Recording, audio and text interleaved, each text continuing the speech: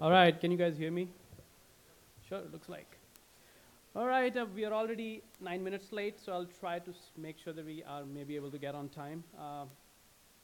So I'm Vishal. I work for MSRC Engineering at Microsoft. Now, if you just want to picture where do I belong to in this whole ecosystem of security, and if you ever find a bug in Microsoft and you figure out, hey, I want to send it to Microsoft, we are the guys who are at the receiving end. So we are the first guys who handle your bugs and then transfer it to the product teams.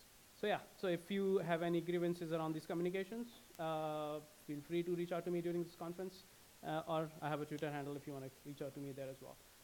I started leading the response team there, so I probably will be able to speak more from that stand. Don't worry about anything. Now, coming back to this talk, if you have never heard about Win30k, don't worry about it. I'll touch a little bit about it so that everybody's on the same page. But just in case, I want to make sure that this is absolutely clear, because if you are not sure what Win30k is, this presentation is going to sound totally absurd. Win30k is the most famous kernel driver in Windows world, and for the right reasons. And you will know about it as I go through the presentations. This talk is about going into details about, hey, why is that the case? Why is it such an infamous driver? And what have we done to take this beast head on? So there are some learnings, some challenges that we face, which is going to be interesting for you guys. A couple of key takeaways if you want to really go back after looking at this whole presentations. One, things are tough. Security is very hard problem to solve. The regular technical problem is also pretty hard itself. So security obviously is on top of all that stuff. So when you look at securities from that perspective, then obviously you start blabbering about, hey, okay, security is hard. Should I even try to solve this? This presentation will in identifying very cool mitigations in the system. Some of that might apply to your environment, not in the exact same way, but that would be some learning you can take back and see if that applies to your environment and apply some of those. With that, let's very simple agenda, straightforward. The meat of the presentation is the middle one, where we're going to revisit some of the designs that we have done, or redesigns we have done in this Win30k ecosystem. But to actually get there, you need to have some basics. So the initial stage is to set the stage about, hey, why are we talking about this right now? So the idea is to give you an idea of where does this whole Win30k driver sits into the ecosystem. Why are we talking about Win30k and not 400 other drivers that we have in Windows? So that'll get you started of why this particular driver makes significance. And then we'll conclude with, hey, what is the next step we are doing? What did we learn from this experience? Where are we right now? And what do we think from security community perspective is the next target we want to go after? Because realistically, this is just the beginning of another story. All right, so with that, let's take a look at typical vulnerability or an exploit that has been written in Windows world. And this is from the perspective of, say, Edge. And why I'm taking Edge as an example, because that's the most common attack vector. That's how you get in on Windows boxes. Now, to take in perspective, things have changed over the years. It's not the same XP word where, hey, okay, I found a stack overrun. Let me just, because I now have everything, let me just run this and we are done. Nope, doesn't work anymore. So you have to do a lot more. Your exploit may actually span multiple costs to actually get something running on your attacker, on your victim's boxes, right? So what would you do first? Probably one of the prime example is pass on a HTML link to somebody, like a link to a web page. Somebody opens that, and voila, he's running his code on your boxes now. And the interesting aspect to it is, what you would have probably find is a memory corruption, which is one of the cog in the whole machinery. But that's just one piece of action that you're looking for. There are 4 more, or maybe multiple more actions, or multiple cogs that you need to generate to actually end up doing a code execution on the browser. And all these cogs we are talking about are the various mitigations that have been added into the system, which makes your exploitation a little more difficult now. You might actually end up with a very powerful primitive, which may actually give you a strong enough primitive, which will make all the cogs run in the one shot with that same primitive itself. But that doesn't mean your exploit should not already be aware of it. So when you write in exploits, you still have to think about all these different mitigations, or you have to still come up with these cogs to work around your stuff. Having said that, Once you get this, get the code running on the box, there is something called, which in recent years browsers have introduced, a concept of sandboxing, which means that even if somebody end up clicking your vulnerable link and end up running some code because of all the stuff that you have done, at the end of the day, you still are not getting enough. The reason is because your code is still running inside a very constructive environment, which doesn't allow you to do anything. Like, it doesn't allow you to open sockets, so you won't have a C2C connection open to your servers. So which means you can't do actually pretty much. You're pretty much at this point just running a code inside a binary space, and you're not allowed to go outside that space. So obviously, that's not enough. So that's why you need to get out of that sandbox. One of the way people do it is actually get into the kernel. And when you get to the kernel, then you completely own the system, and which is where our second payload comes into the picture. This is the second stage of your exploit, which talks about, hey, okay, how do I do the sandbox escape? So because I was in sandbox, but I want to get out, and I use kernel to do that. Now, interestingly, the same thing logics apply in like the way it applied in the browser world. Even if you have a memory corruption bug, that doesn't mean you have the exploitation running. You still have to bypass the other mitigations in place. So there are more cogs you need to work around.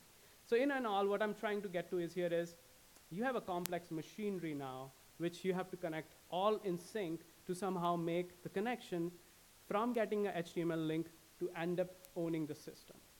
And this is where Win30k comes into picture. So Win30k is one of the kernel driver, which would help you in actually getting to this outside the sandbox. And the two cogs that we were mentioning, where you require to get a code running in the kernel, can be provided by a Win30k code, like the memory corruption bug and the KSLR bypass. We'll touch base on both these things a bit as we go along, so don't stress about if you don't understand any of these cogs, what they're talking about at this point. Now, like I said, there are 400 plus drivers in Windows we get from external world, or internally we find those bugs in the Windows ecosystem. And just concerning the kernel drivers at this point. Apparently, Win30k actually constitute more than 50% of those bugs, which means that this is one driver versus 400 other drivers, and this is still weighing heavy on them. That means there is something definitely funny going around with this driver. And now you need to understand what this driver is to make the complexity more clear. Why do we have so many bugs in this particular driver? So what is Win30k? Well, simply speaking, it's a kernel mode driver. It has two major components inside it. One is to handle the rendering of anything on the screen, which is called the GDI section part of it. And the other part is a user which handles inputs. Like if you click on something, what am I supposed to do? Which window is supposed to do anything? To give a good idea of what these two component does, I'm going to give you a demo. And this is the most fail-proof demo you can come across, because if that fail, which almost did for the first 10 minutes, then my presentation will not work. What you're looking at the screen right now is a demo of that application. And the reason why I say it, because everything you're seeing from font perspective, which is displayed on the screen, is done by that driver. So GDI portion of the driver is responsible for rendering all these fonts on the screen. And apparently, whether it's a full screen or it's not a full screen, it's a Windows property. That property is managed by user, which is dictating what is that supposed to do, like from a Windows perspective. And if I do a click, if I do a next on my keyboard or through a clicker, when you hit the next, that is a message being sent to the window by the Win30k kernel driver saying, hey, you have a message, you have to do some action. And it's upon the application to take the action at this point. But the message is delivered through Win30k.sys. So now you understand, if you remove Win30k.sys from Windows ecosystem, you will end up with just a command prompt. You won't actually see anything else in Windows world. So it is a pretty significant component. And you can imagine, right, okay, if it is that significant, chances of having bugs are higher. Plus, it's a complex, very bulky component as well, because it handles everything from user interactions to displaying the fonts and all. Every damn library you can think of which can go wrong is sitting inside it right now. Now, this driver, I actually pulled out something from one of the file in Win30k, and you can see this driver has an entry which says, hey, I'm porting this function from some 3.0 in 1990s. So that makes it older than some of the guys in the audience. And like everything has gone through changes, like we go through changes in our life, this guy has also gone through a lot of changes in its lifetime. One of the most, or the last record change that I could actually come up from, like in my conversation with all the Win30k guys, was this last change. And when I say last change, this is the change that I can actually find documented somewhere. This is before NT4, which I'm talking about 1996. This is before 1996, how Win30k looked like. So there was no Win30k.sys driver on the system. At that time, everything was inside a process called CSRSS. That process still exists today, but just the component we were talking about, the user and GDI component, are not part of that, were part of that basically, the CSRSS process at the time. What we did in NT4 was actually strip down CSRSS, take these two components out from the user mode, moved into kernel, and made it a driver from it. So this was a pretty significant move, and you can imagine why, because we are making so many changes here. I mean, making already it's a bulky code, we are trying to move that code into kernel. That means we are introducing some very interesting aspects of it. Well, let me just go back and talk about, hey, this is 1996. We had very constrained resources. CPU were very, very constrained, and memory was constrained. So the reason why this thing was driven was not because of security, but more from performance perspective. At that time, security was, okay, it was a deal, but not as a big of a focal point. So most of the decisions were taken from, hey, we have to gain a market share. That is the business decision at that point. And we started looking at, hey, how can we actually increase the market share by making this system faster on a slower machines, basically. How do we make the system faster from moving from user to kernel? If you think about it, because CSRS is a different process on its own, so if a X process wants to send a message to Y process window, it has to actually do context switches now. So it has to go from this process to CSRSS process, and that process then do a context switch to Y process. So there were a lot of context switches happening. And another thing was that CSRSS, since it's a different process, it actually has to spun up new threads. Every time there is a request that comes in from somebody to send a message, a request comes up and it spuns up at that. That's what paired threading is all about. So essentially, all of this were constraining the machine at that point of time. And when we introduced this change, things changed a bit, because now there are no process context switches. You still are doing context switch from user to kernel, but not from user to user, which were more expensive, by the way. So it ended up giving great performance incentive from graphics perspective, which was probably the driver at that point. But moving code from user to kernel has some very unique features. What you need to do now, you have to expose new system calls, because obviously you need an interface between user and kernel to have those interactions going again. We exposed something called user mode callback. We'll talk about this again, but this is a very unique feature which was introduced just so that this feature, which when we migrated from user to kernel, can actually work as it is. And then obviously, when you are moving, when you're making a driver, there are potentials of making shared memories, shared sections between user and kernel, so that they can share the data in case you don't want to transfer it through or you couldn't transfer just from just system calls. And there are a bunch more changes, but these are the 3 changes we're going to target as we go in the presentation.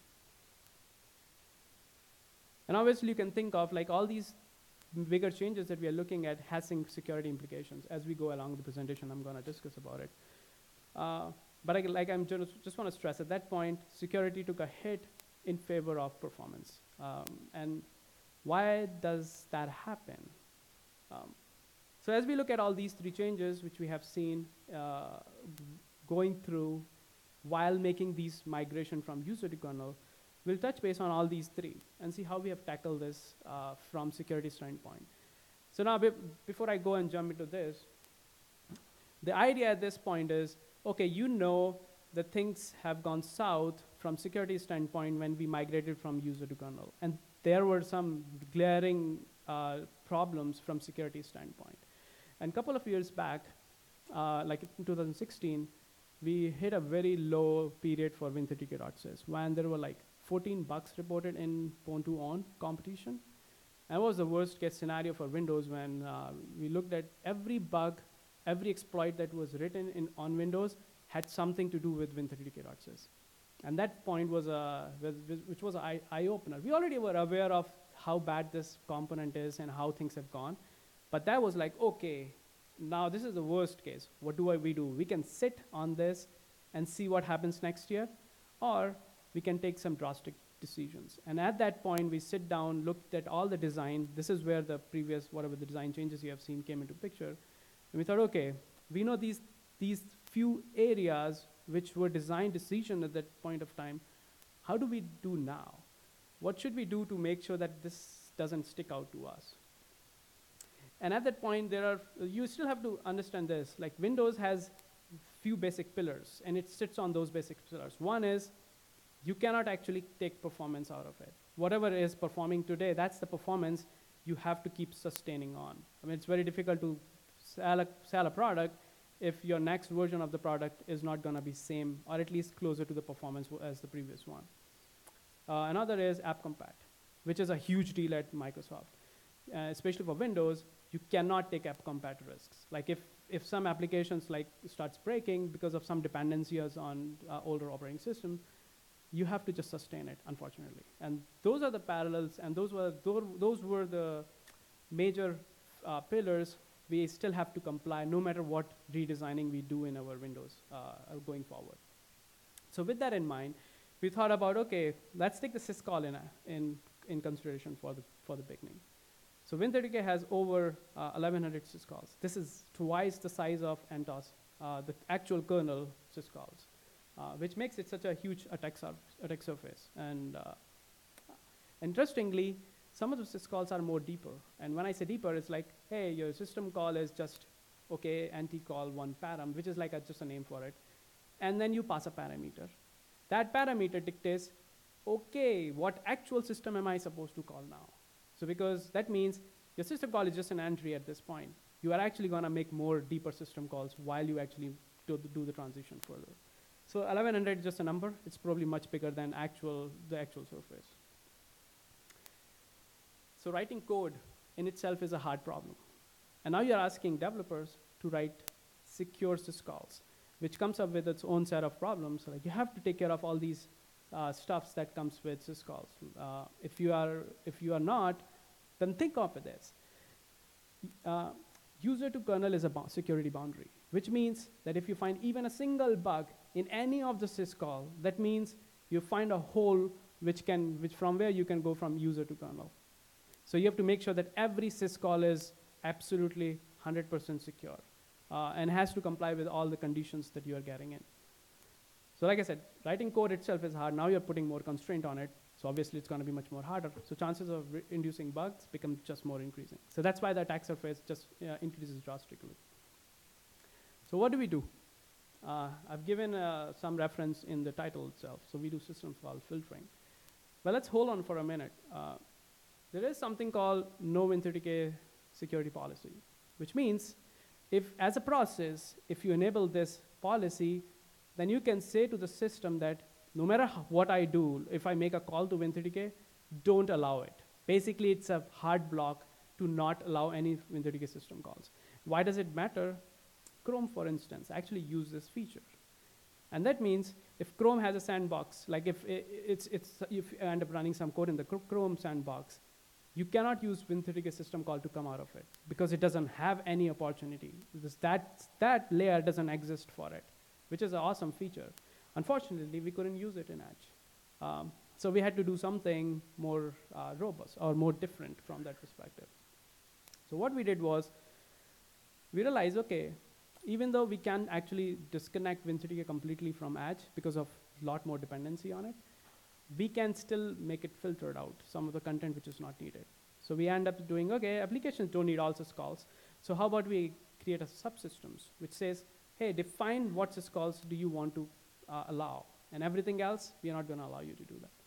Interestingly, Linux has something much more robust around the same lines, if you have not heard about seccomp, but it does the same thing. For applications, you can allow what system calls you want. It's very, very strong mitigation. So Edge end up using this.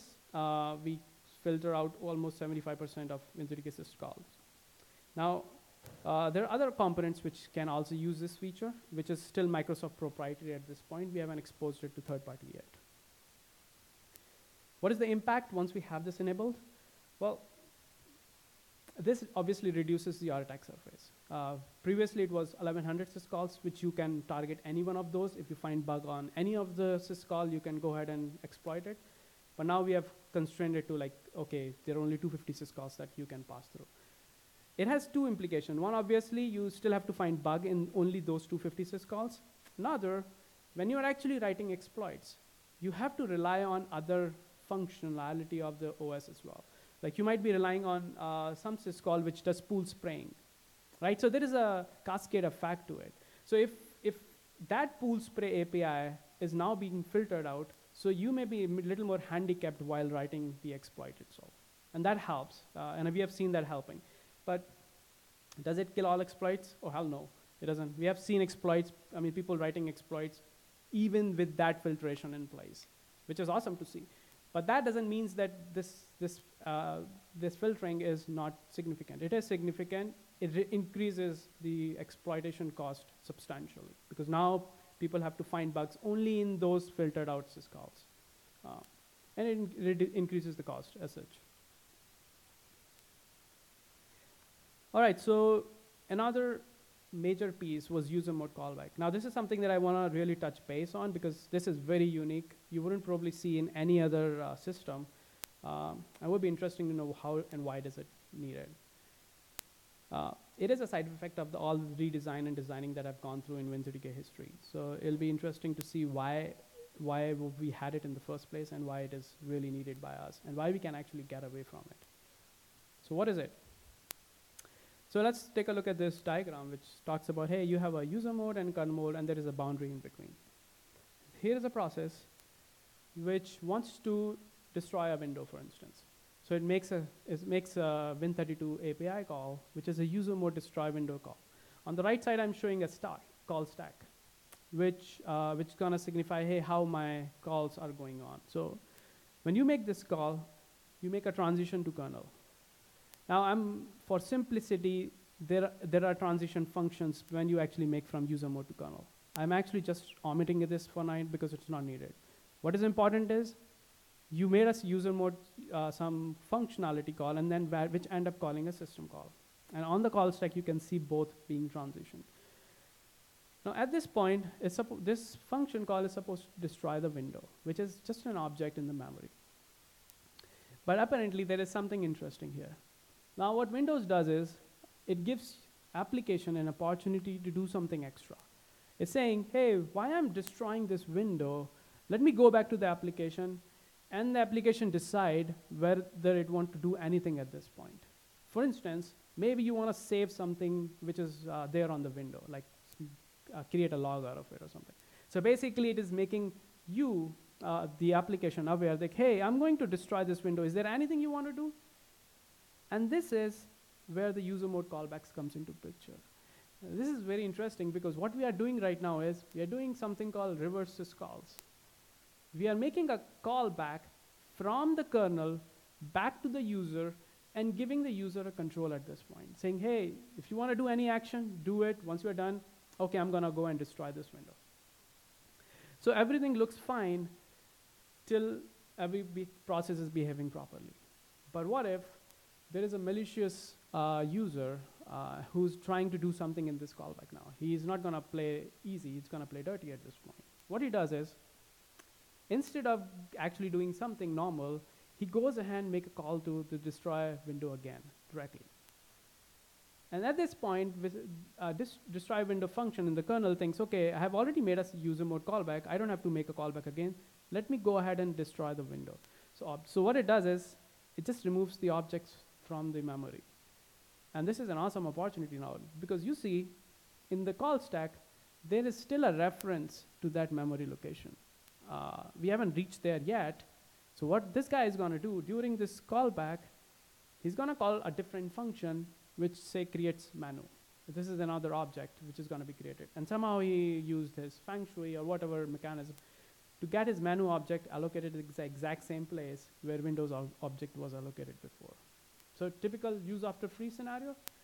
And when you end up getting back into this function call, which is the kernel mode destroy window, which was having a reference on the stack to a Windows object, is now referencing to menu object. And obviously, if it referenced now, it's going to cause all sort of problems. So how do we actually fix this? I mean, in the Windows world, like we know about this problem. This is not something unknown to us. So from coding perspective, we know that whenever we make a callback, we do something extra. What we do is we put a lock on the object, which means, hey, before I actually go and make a callback, let me put a lock so that this object will never go away until I unlock it again.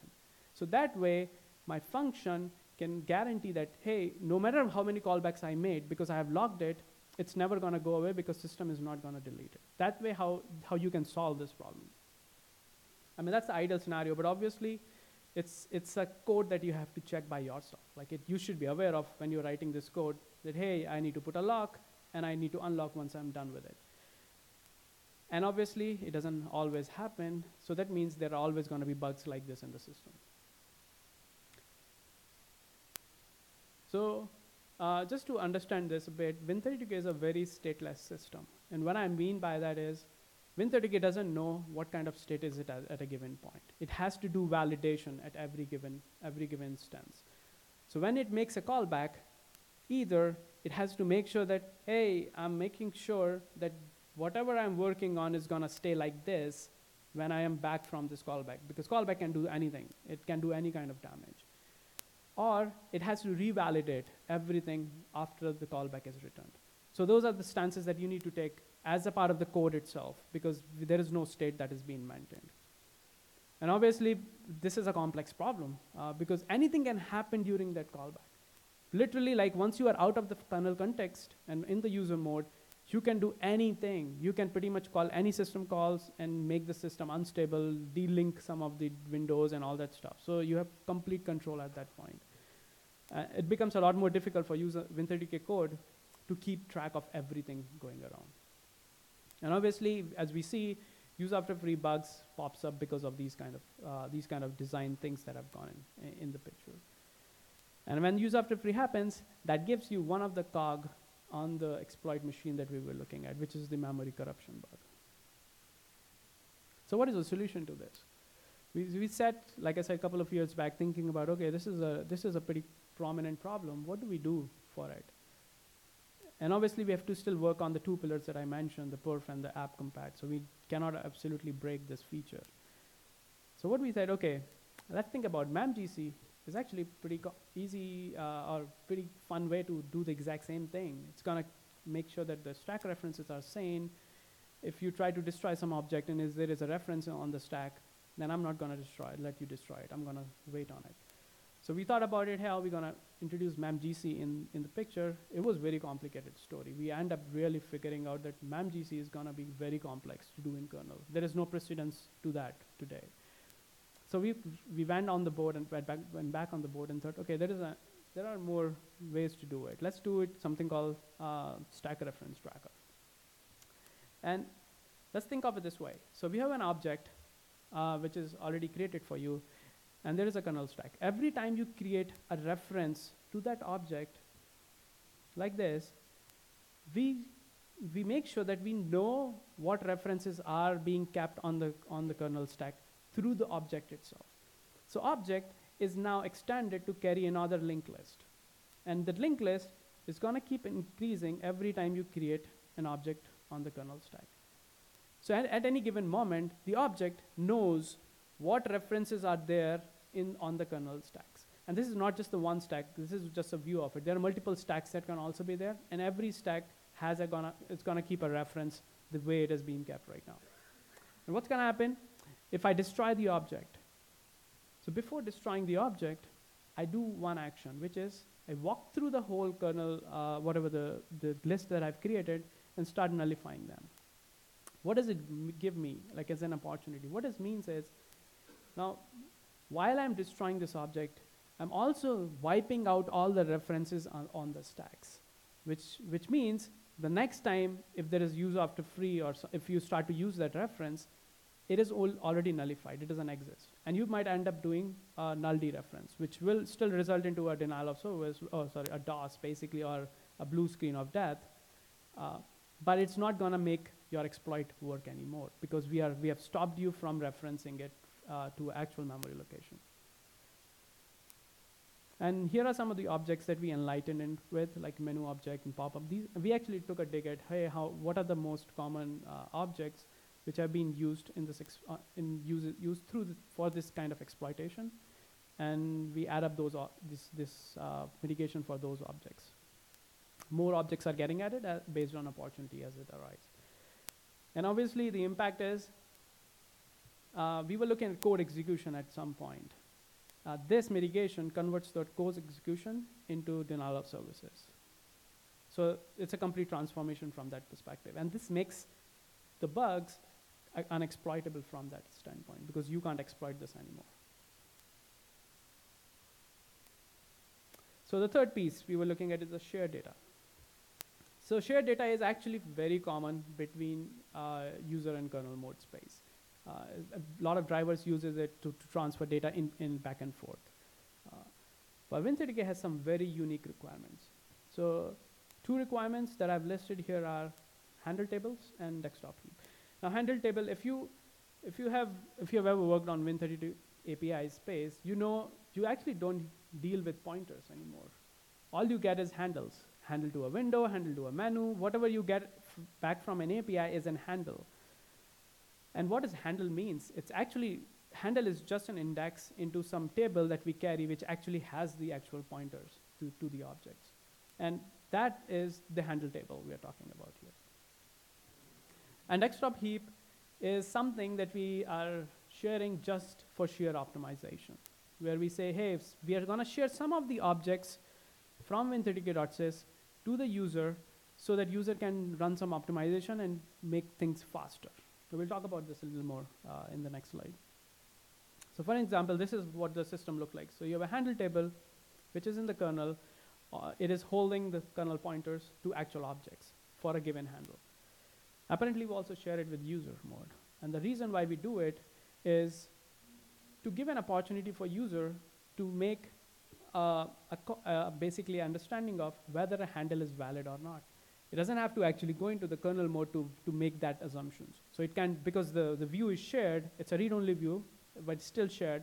So user can actually take a look at it and say, oh, I know this handle is invalid, so let me not make a context switch and just go back to the application saying, hey, give me another handle, this is not valid.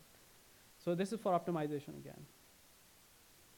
And then there are obviously objects which are all over the pool memory, which are being referenced in the handle table. And there is some set of objects are being shared back to the user mode through something called desktop heap. And why do we do that again?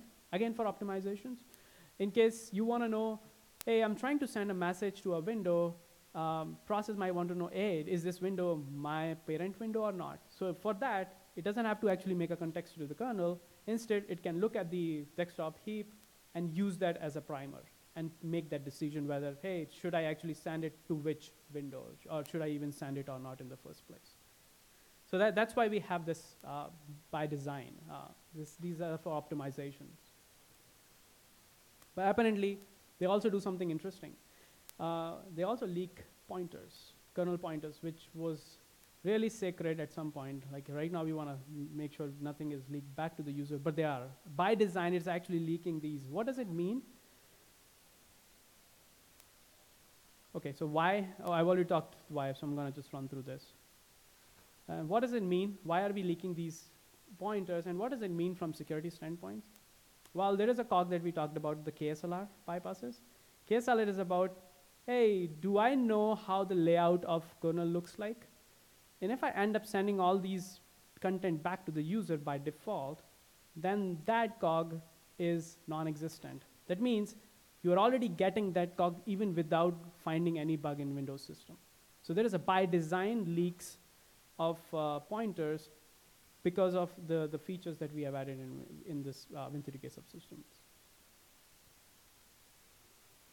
So how do we fix it? Like, I mean, we would have thought about, hey, okay, we could have easily removed this. It is not necessary. What's the point of having giving this control to the user? We thought about this, and then we said, hey, it's not that easy. We have pillars that we need to worry about, like the perf and the regression pillars. And obviously, we can't just remove it. So we have to work around it. And this is what the work we did. So we thought, okay, we know this thing is needed. What we can do is instead of sharing pointers, we can share offsets, which will give them what they want, but won't actually give them the pointers or the idea of how the kernel memory is laid out. So then obviously, we have to split few things, like the kernel table is actually split into two halves to do that, where one portion carries the portion which is shared, which can go fine, which has offsets, but the second portion contains the actual kernel pointers, because that is also needed by the kernel, because we don't want to touch too much functionality at the end of the day, because everything is still needed. Similarly, if you think about it, now the offset is still trying to get to the desktop heap, because desktop heap is still necessary for optimization. Like I said, we still have to keep the perf running the way it was. So the way we managed was, like, we know the offset is now the offset into the desktop heap itself. Earlier it was pointer, now it is an offset, which gives us benefit, like unless you know the actual base address of this desktop heap, you wouldn't actually know where the actual allocation of this object has gone through. Similarly, for the desktop heap, where there were pointers around, because an object can actually carry pointers to different objects, or it can actually have function pointers. So we don't want those things to be going back to the user mode. So we do the exact same thing which we did with the kernel handle table, strip out the content which is not necessary, split into two halves, one which is fine to share with the user, one is not, and we're going to keep that in the kernel itself. So it looks fine on paper, but it's a very complex thing to actually make it work, because we don't want to change, again, we don't want to change too much code on the underline. So we had to use C++ primitives like smart pointers, which can make a decision, okay, am I gonna go in this exclusive portion, or I'm gonna go into the like a shared portion? And apparently Win32k was not written in C++ that much. It was very much written in C. There was some portion in C++. So we have to lift the code a bit to make sure it works in C++ environment, which was a huge pain. I mean, like I said, it took us a couple of years to get here, so it definitely has gone through a huge code changes cycle. All right, functionally, we managed to get very minimal perf hit. We had 0 upcompat. If there was any upcompat, we actually went ahead and fixed and optimized the code back again. From security standpoint, we end up making a situation where there's no kernel pointer being leaked. So there is no by design KSLR bypass anymore. And we end up making fewer changes from kernel standpoint. And that helped because of the C++ stuff we added. You may ask about metadata, which goes in the heap, because we also thought about it, because metadata contains flink and blinks, which are, again, kernel pointers. So what do we do about it? Well, there's something called that came out during the same time period we were working on this, something called segmented heaps, which actually carry all the metadata into the first page itself and doesn't share anything afterwards. And we actually end up using that to make sure none of this is maintained. So what's next? I'm just going to conclude this. We're already running out of time on this. So we did a huge redesign from a security standpoint. We took a decision like, hey, okay, security is important. We want to make that work for us. It was not easy, but it was a decision we took. It took us a while to get here, but we stick around. And at the end of the day, what we end up gaining is, this year, Pwn2Own, there was 0 Win32k bugs, which was a huge win. That doesn't mean that you can't still write Win32k bugs. You can still probably do it. It's just the cost is much more higher. So people are going to probably go into the next thing. And the next thing is really what I have listed here, which is DirectX. Is getting a lot of love this year. which was one of the driver which was totally owned during the Pon2Own competition. And this is the next beast we are planning to tackle. And hopefully we'll have another story to tell next time I come here. So with that, here are some references for all the awesome work people have done, which will give you an idea of, hey, what I've gone through. This is not just me, this is a lot of researchers that have gone through and done a lot of work around Win2Decay. So take a look at it if you can. And that's it, that I'm gonna conclude my presentation. And if you have any questions, feel free.